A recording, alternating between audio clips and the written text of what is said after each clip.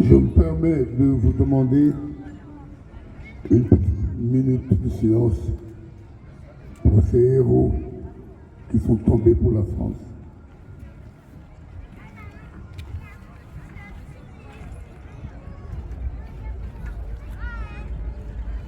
Merci. Oui, apprendre une histoire comme celle-là, terrible, elle n'est pas seulement l'histoire de tirailleurs africains appelés tirailleurs sénégalais, mais c'est une douleur en tant qu'être humain, moi-même aussi, une douleur pour l'humanité tout entière. Ces genres d'erreurs, il y en a eu beaucoup dans l'histoire, je suis certain. Il y en a eu, je ne vais pas parler de Shoah, d'autres choses, mais avoir à jouer dans un film comme celui-là, oui, de ma mémoire de comédien, j'ai eu à parcourir les plus grands classiques, mais il y a des moments où la fiction ne peut être née que d'une histoire réelle. C'est le cas ici. Et j'avais un personnage à jouer qui était un personnage muet.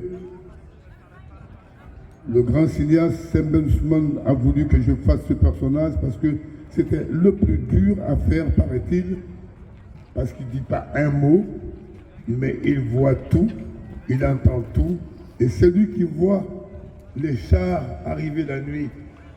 Les chars, dans la nuit, il les voit arriver pour bombarder le camp.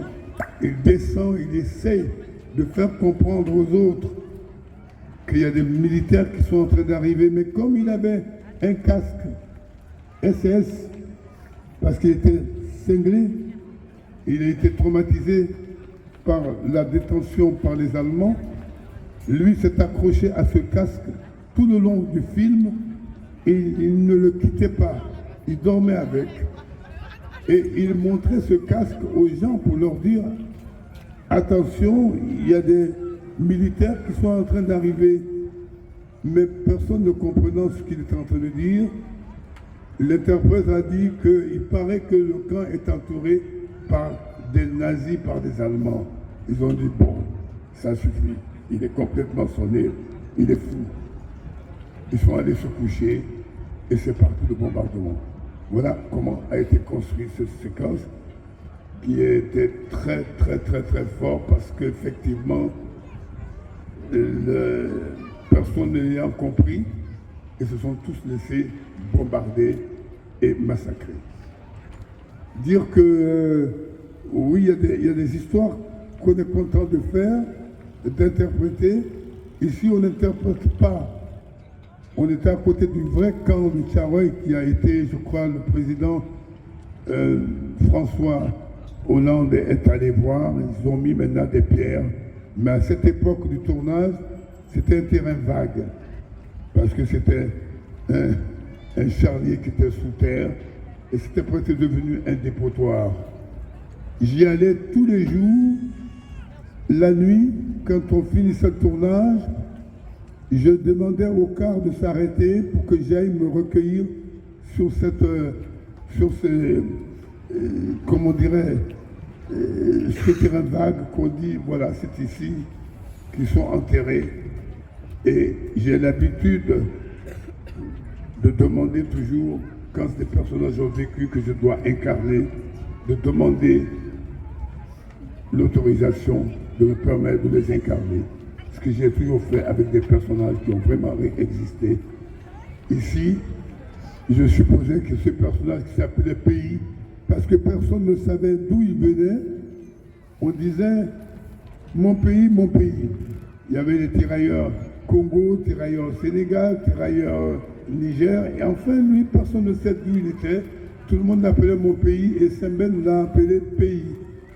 Alors je dis, je ne sais pas qui est Pays parmi vous ici, mais je viens vous demander l'autorisation de participer à cette histoire. Je ne suis qu'un simple acteur. Voilà, aujourd'hui, à mon tour, entouré de ces personnalités qui sont ici, grâce à l'association qui m'a fait venir, Alpha Diallo et tous ceux qui sont là, les élus qui sont ici aujourd'hui, je suis un homme heureux, comblé, ce 1er décembre, de faire partie, d'être avec vous et de saluer la mémoire de ces hommes qui sont tombés pour la France, pour ma France, parce que je suis aussi français. Merci à vous. Merci Sidiki Bakaba. Je t'invite à te remettre. Je vais appeler Diogo Baldé, donc qui est étudiant et petit-fils de tirailleurs.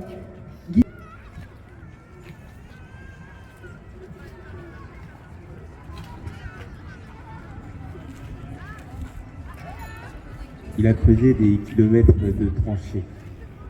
Il a laissé une grande portion de sa chair sur les barbelés. Là-bas, au front, chair à canon, canon à chair, avec eux, il a triomphé. Avec lui, ils ont vaincu. 27 715. Pour vous, ce n'est qu'un simple numéro. Mais pour moi, c'est un homme, un héros. 27 715, normalement, ce n'est qu'un numéro de matricule. Mais pour moi, c'est une famille brisée et un destin envolé. Il a fait partie de ces milliers d'Africains qui ont sacrifié leur vie pour combattre aux côtés de la France, pour la paix et la liberté des peuples. Il est parti un jour vers un univers inconnu et chaotique, ne laissant à sa femme et à son fils qu'un lacrimoire et un regard de tristesse, aussi une promesse de retour. Si mon grand-père a su tenir à sa promesse, les tirailleurs de Tiaroy, ses camarades, eux aussi y étaient presque. Nous nous réunissons aujourd'hui dans un esprit de dignité et de respect pour rendre hommage à une tragédie qui reste gravée dans l'histoire de nos pays, dans l'histoire de la France, mais aussi dans celle de ces peuples qui ont combattu pour la liberté et la paix. Nous sommes ici pour honorer la mémoire des tirailleurs sénégalais, ces hommes courageux, ces héros oubliés, victimes de la brutalité et de l'injustice qui, un matin tragique de décembre 1944, furent massacrés à Tiaroy. Aujourd'hui, plus que jamais, il est essentiel de nous souvenir de cette tragédie. Il ne s'agit pas seulement d'un épisode douloureux de notre passé, c'est un rappel des injustices subies, de la violence, de l'exploitation, mais aussi de la résilience et du courage d'un peuple qui a payé un lourd tribut dans des combats qui ne lui étaient pas souvent destinés. En tant que petit-fils d'un tirailleur sénégalais, ce devoir me touche profondément et m'amène à vous parler de cet héritage qui nous unit tous. Le 1er décembre 1944, à Tiaroy, un village proche de Dakar, un massacre a eu lieu. Ce jour-là, des tirailleurs sénégalais qui avaient combattu auprès des soldats français durant la Seconde Guerre mondiale furent abattus dans des conditions inhumaines. Ces hommes qui avaient risqué leur vie sur le front de guerre avaient à la fin du conflit l'espoir de voir leur sacrifice reconnu et leur dû honoré. Hélas, ces hommes qui avaient risqué leur vie ne furent confrontés qu'à la trahison et à la brutalité de leurs propres frères d'armes. Ils avaient combattu pour la France dans les rangs de l'armée coloniale et ils avaient tout donné pour la libération. Mais au moment où ils revenaient, réclamant ce qui leur revenait, leur solde, leur pension, ils se virent confrontés à la répression. Le massacre de Tiaroy est l'une des pages les plus sombres de notre histoire commune. Leurs rêves de reconnaissance furent écrasés sous... Le massacre de Tiaroy est l'une des pages les plus sombres parce que ces gens, ils avaient combattu, mais à ce moment-là, ils ne pouvaient pas imaginer que ce qui les arrivait viendrait de leurs propres frères et des personnes pour lesquelles ils avaient combattu.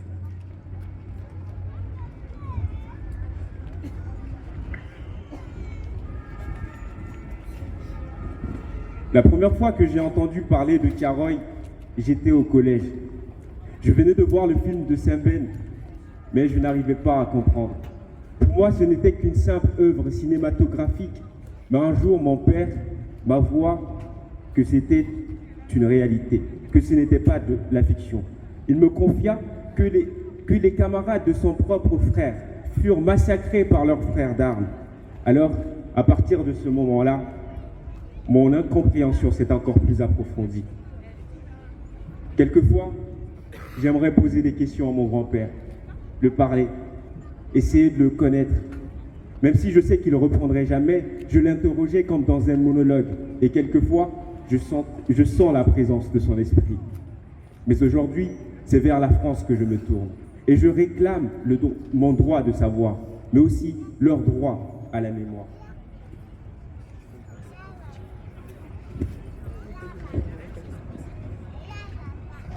Je pense à mon grand-père, à tous ces hommes venus d'Afrique, de leur terre lointaine, pour se battre pour des idéaux qu'on leur a souvent volés.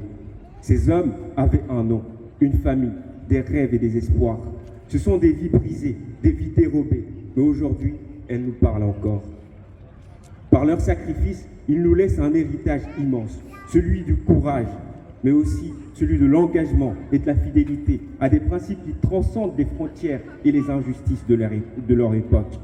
Il est donc de notre responsabilité, en tant qu'héritiers de ces hommes, de ne jamais oublier. Mais ne pas oublier ne signifie pas garder au fond de notre cœur ce massacre, mais ne pas oublier s'agit également de transmettre aux générations futures l'histoire de ces combattants, afin qu'elles comprennent la violence et l'injustice qu'ils ont subie, et qu'elles participent ainsi au processus de réconciliation et à la justice. C'est aussi leur rendre hommage d'une manière plus profonde, en veillant à ce que le pays qu'ils ont servi n'oublie jamais leur sacrifice. Ces événements ont trop souvent été étouffés dans le silence. Le massacre de Thiaroye fut trop longtemps minimisé, nié ou effacé des mémoires. Mais grâce à la persévérance des familles, des historiens et des militants, aujourd'hui la lumière est enfin faite sur cette sombre période. Le combat pour la vérité et la reconnaissance continue, et nous devons continuer à faire entendre la voix des sans-voix, à défendre la mémoire de ceux qui n'ont pas eu justice. En tant que petit-fils d'un tirailleur sénégalais, je sais que chaque famille porte en elle un héritage de souffrance et de dignité. Je vous invite, mesdames et messieurs, à faire de ce moment de commémoration un acte vivant, un acte de mémoire, mais aussi un acte d'engagement. Que ce souvenir ne soit pas seulement un devoir solennel, mais qu'il devienne un combat pour la justice sociale, pour l'humanité ou pour la dignité. Parce que les tirailleurs sénégalais de Thiaroye ne sont pas seulement des victimes, ce sont des héros, des témoins de la résilience humaine face à l'injustice. Parce que oui, mon grand-père a creusé des kilomètres de tranchées. Il a laissé une grande portion de sa chair sur les barbelés.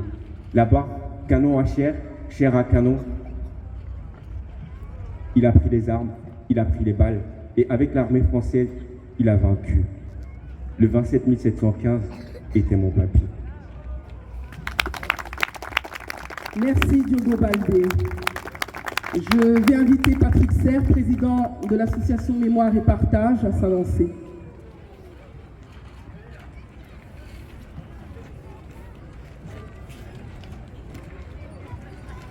Merci, mesdames et messieurs. Je voudrais bien évidemment remercier toutes celles et ceux qui sont présents ici et tous ceux qui représentent les diverses autorités qui sont présents, et en particulier le consul du Sénégal, M. Abdoulaye Diallo.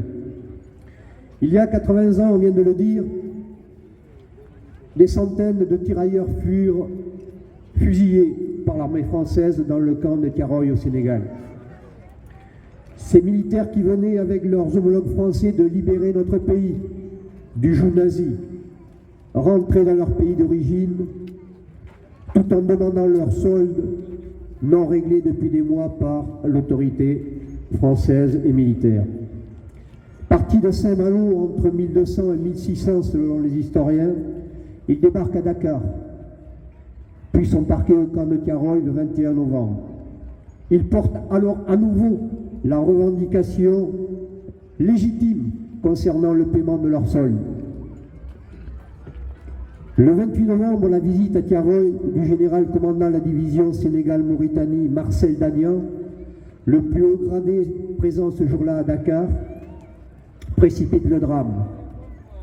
Persuadé d'avoir échappé à une prise d'otage, organisé par les tirailleurs du camp, son rapport servira de justification à une logique répressive qui culminera avec la mise à mort des tirailleurs le 1er décembre 1944, il y a 80 ans jour pour jour. Ce jour-là, des dizaines de tirailleurs sénégalais, plusieurs centaines selon les historiens, je l'ai dit, ont été exécutés sur ordre d'officiers de l'armée française au camp de Tiaroy. Plus fort, 34 tirailleurs rescapés seront jugés les 5 et 6 mars 1945 et condamnés à des peines de prison allant jusqu'à 10 ans. Jusqu'en novembre 2014, c'est-à-dire hier, ce massacre restera invisibilisé par l'État. Le 30 novembre 2014, le mur commence à se fissurer. Le président François Hollande sera à Dakar et lors d'une déclaration affirme qu'il y a eu tuerie à Tiaroy.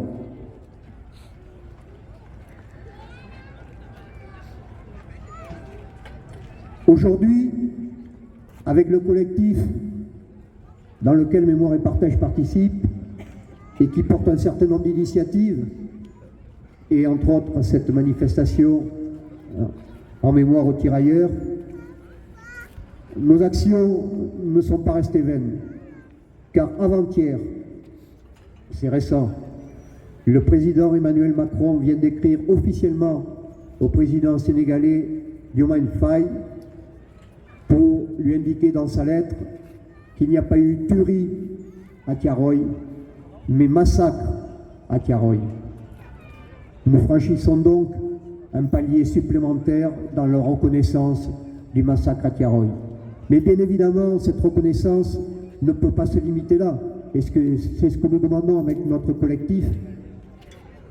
Collectif qui, via la centaine de députés qui portent une résolution, va demander l'ouverture d'une commission d'enquête parlementaire.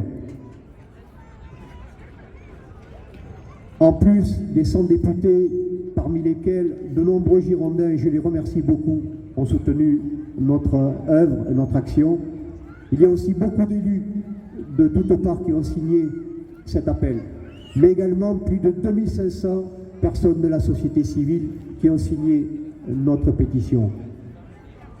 Toute cette action contre parfois un mur assez épais et assez haut nous amène à dire qu'il n'y a aucun mur qui ne peut tomber. L'histoire nous l'a déjà appris. Armelle Mabon, historienne qui s'est longtemps battue seule pour faire émerger ce massacre de l'histoire française, avec aussi des avocats qui ont défendu et qui défendent encore toujours les tirailleurs sénégalais ou leurs descendants, puisque encore des actions sont en cours au niveau notamment de la Cour européenne des droits de l'homme. Eh bien, tous ces gens-là qui ont œuvré de manière isolée, nous avons souhaité les fédérer pour que cette action soit une action commune et ait plus de poids, et que nous soyons, comme l'on dit souvent chez nous, des accélérateurs de particules.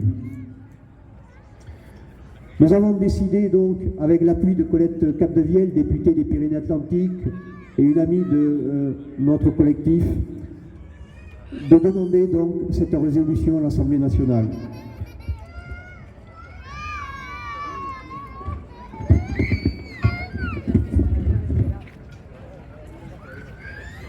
Cette résolution, bien évidemment, en plus de la reconnaissance du massacre qui vient d'avoir lieu, je l'ai dit officiellement, elle va demander qu'il y ait une réparation, parce que la mémoire de ces tirailleurs a été salie, au-delà de ceux qui sont morts, ceux qui ont été condamnés, donc leurs familles ont été salies.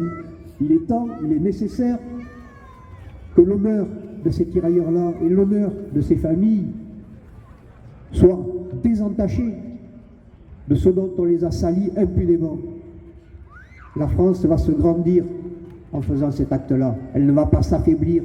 Une démocratie, c'est s'enorgueillir des histoires sombres.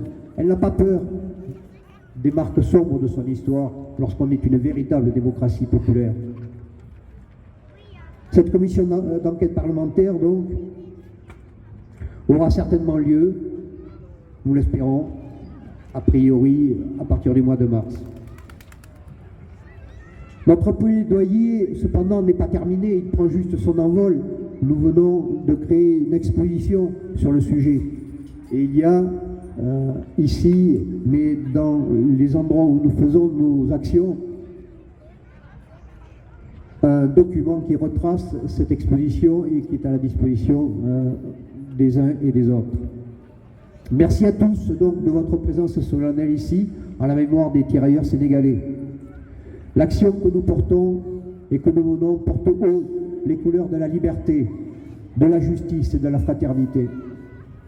Car un massacre d'État suivi ensuite d'une injustice d'État, eh bien nous nous élevons, comme nous nous sommes tous élevés contre les injustices, d'où qu'elles viennent et quelles qu'elles soient.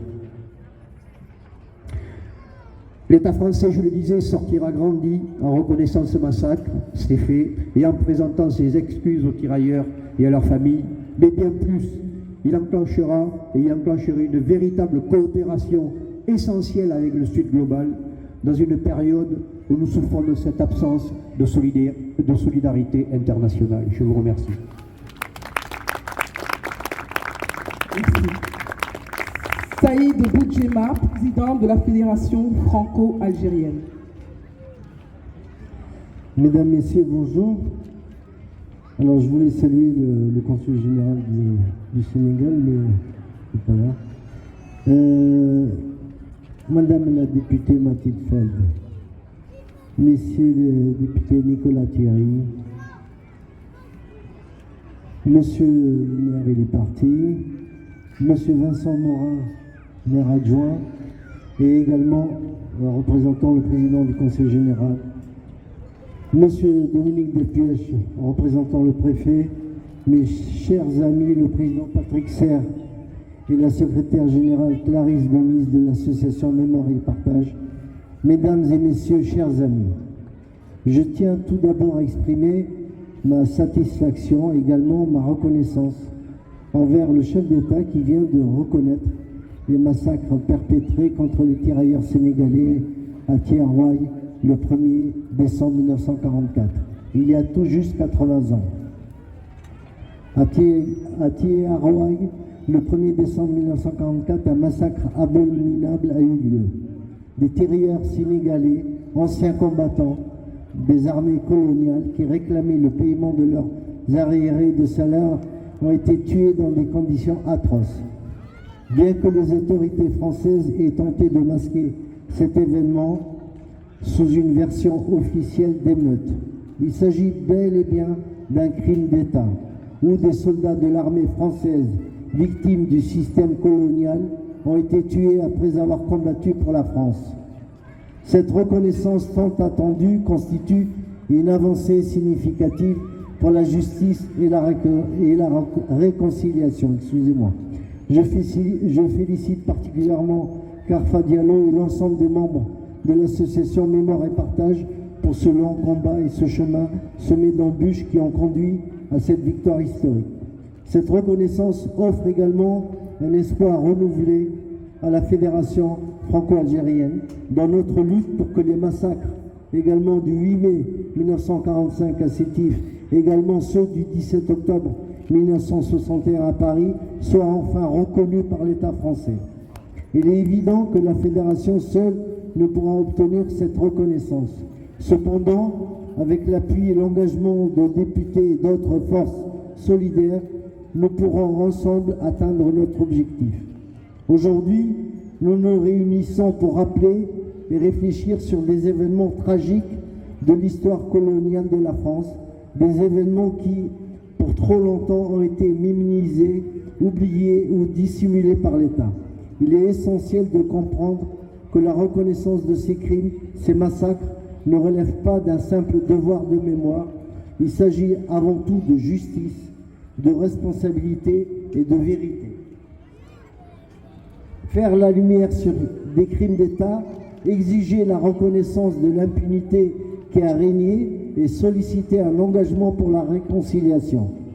Alors que la France et ses alliés fêtaient la victoire contre le nazisme le 8 mai 1945, dans la ville de Sétif et plusieurs autres municipalités dans l'Est algérien, la France a répondu à une manifestation populaire par une répression violente et brutale.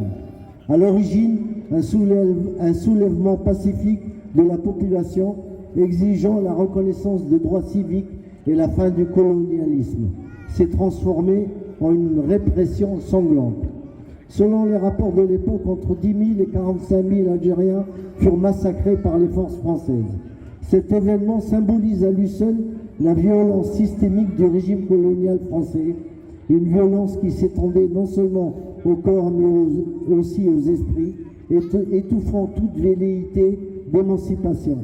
Le gouvernement français n'a jamais reconnu ces massacres comme des crimes d'État. Pendant des décennies, l'État a refusé de rendre justice à ses victimes et d'assumer sa responsabilité. L'oubli et la minimisation des faits, ont dominé jusqu'à ce qu'un combat mené par les historiens, les militants et les descendants des victimes réclame une reconnaissance. Plus de 16 ans après cette tragédie de Sétif, un autre massacre a eu lieu le 17 octobre 1961 à Paris. La police française dirigée par Maurice Papon a réprimé dans le sang une manifestation pacifique organisée par le FLN, le Front de Libération Nationale, en faveur de l'indépendance de l'Algérie. Plusieurs centaines de manifestants, en grande majorité des Algériens, bravant le couvre-feu, furent tués, jetés dans la Seine ou laissés pour morts sous les coups des policiers. Les autorités françaises ont encore une fois cherché à occulter ce crime, les morts et dissimulant la réalité de la violence policière.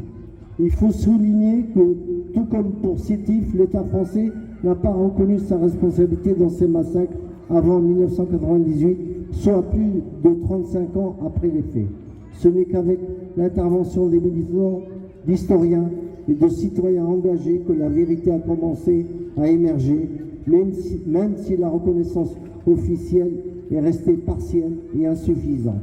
Là aussi, l'État a longtemps occulté son implication directe.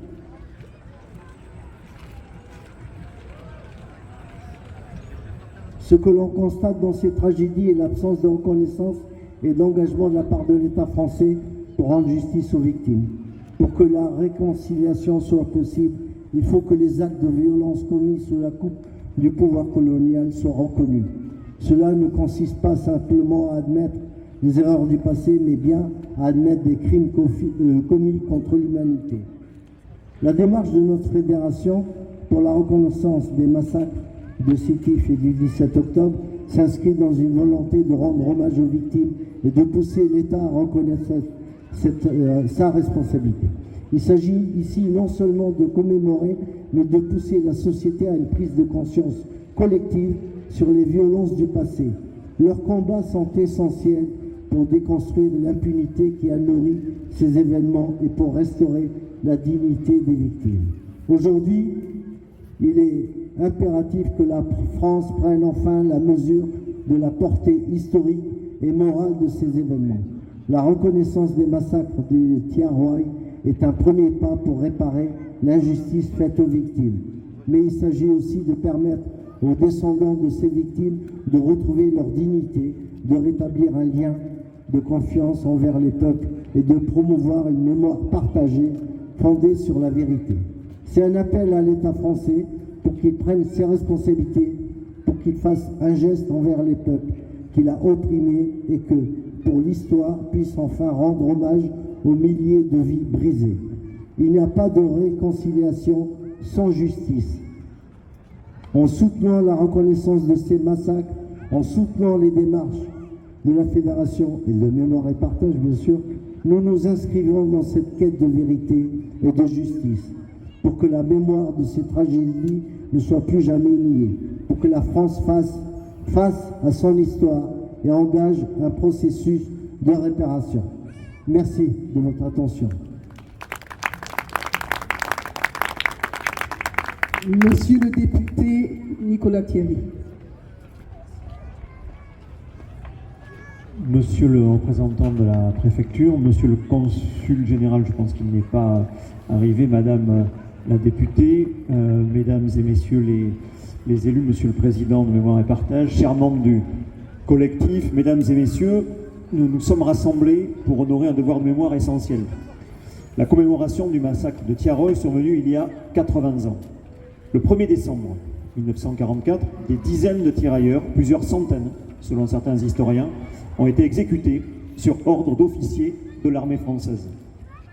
Il s'agissait d'un massacre prémédité sur des tirailleurs qui ne faisaient que réclamer le paiement de leurs soldes, après avoir combattu pour la France. Cet événement tragique constitue l'une des pages les plus sombres de l'histoire commune entre la France et l'Afrique de l'Ouest. En ce jour, nous rendons hommage à ces tirailleurs massacrés et à tous les soldats ouest-africains morts pour la libération de la France. Le massacre de Thiaroye doit être pleinement reconnu. Si des avancées ont eu lieu, comme la mention « mort pour la France » accordée à 6 tirailleurs tués lors du massacre, elles sont insuffisantes. La réalité soulève encore de nombreuses questions essentielles. Quelle est la liste complète et l'identité des victimes? Où se trouvent les fosses communes? Quels ont été les montants des soldes spoliés à ces soldats et à leurs familles? Pourquoi la reconnaissance officielle a-t-elle pris autant de retard? Ces réponses ne sont pas qu'une exigence historique. Elles sont un devoir moral et une condition pour envisager des réparations symboliques et financières. C'est pourquoi j'ai soutenu la proposition de création d'une commission d'enquête parlementaire sur le massacre de Thiaroye, dont la mission sera de faire toute la lumière sur cet événement. Bordeaux, ville profondément marquée par son histoire coloniale, a un rôle. Nous portons la responsabilité de transmettre cette histoire aux générations futures, afin qu'elles comprennent l'importance de bâtir des relations fondées sur le respect et l'égalité. En ce 80e anniversaire, nous affirmons notre engagement à ne jamais oublier les victimes de Thiaroye, ni le sacrifice des tirailleurs sénégalais, à plaider pour que chaque victime soit identifiée, réhabilitée et honorée, à construire une mémoire commune, partagée et apaisée entre la France et l'Afrique. C'est ainsi que nous ferons de cette commémoration un pas décisif vers une histoire pleinement assumée et un avenir véritablement partagé. Je vous remercie. Merci.